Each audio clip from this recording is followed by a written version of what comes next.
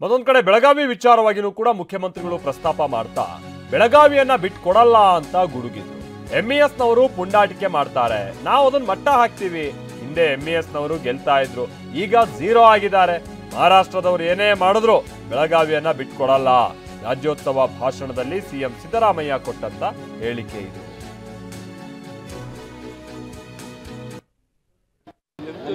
MES ನವರು ಇದ್ದಾರಲ್ಲ, ಅವ್ರು ಸ್ವಲ್ಪ ಪುಂಡಾಟಿಕೆ ಮಾಡ್ತಾರೆ, ನಾವು ಪುಂಡಾಟಿಕೆನೆಲ್ಲ ಮಟ್ಟ ಹಾಕ್ತೀವಿ.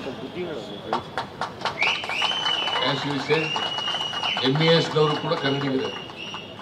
ಈಗ ನೋಡಿ, ವಾಟಾಳ್ ನಾಗರಾಜ್ ಕಾಲದಲ್ಲಿ ಇದ್ರು ಕಾಣಿಸುತ್ತೆ.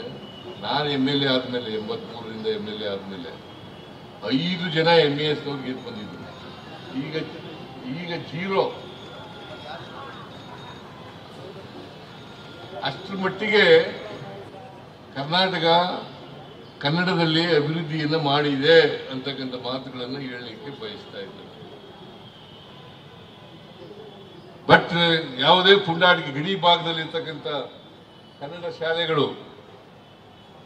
ಶಾಲೆಗಳು ಅದಕ್ಕೆ ಏನ್ ಬೇಕು ಸಹಾಯ ಏನ್ ಮಾಡಬೇಕು ಅದನ್ನ ಮಾಡ್ತೇವೆ ಅಂತಕ್ಕಂಥ ಮಾತುಗಳನ್ನು ಕೂಡ ಈ ಸಂದರ್ಭದಲ್ಲಿ ಹೇಳಲಿಕ್ಕೆ ಬಯಸ್ತಾ ಇದ್ದೇನೆ.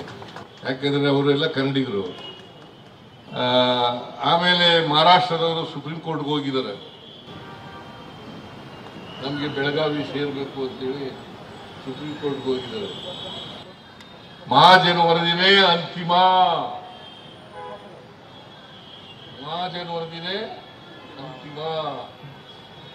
ಅವ್ರು ಏನೇ ಮಾಡಿದ್ರು ಕೂಡ ನಾವು ಬೆಳಗಾವಿಯನ್ನ ಯಾವ ಕಾರಣಕ್ಕೂ ಬಿಟ್ಕೊಡಲ್ಲ. ಬೆಳಗಾವಿ ಕರ್ನಾಟಕದ ಭಾಗ.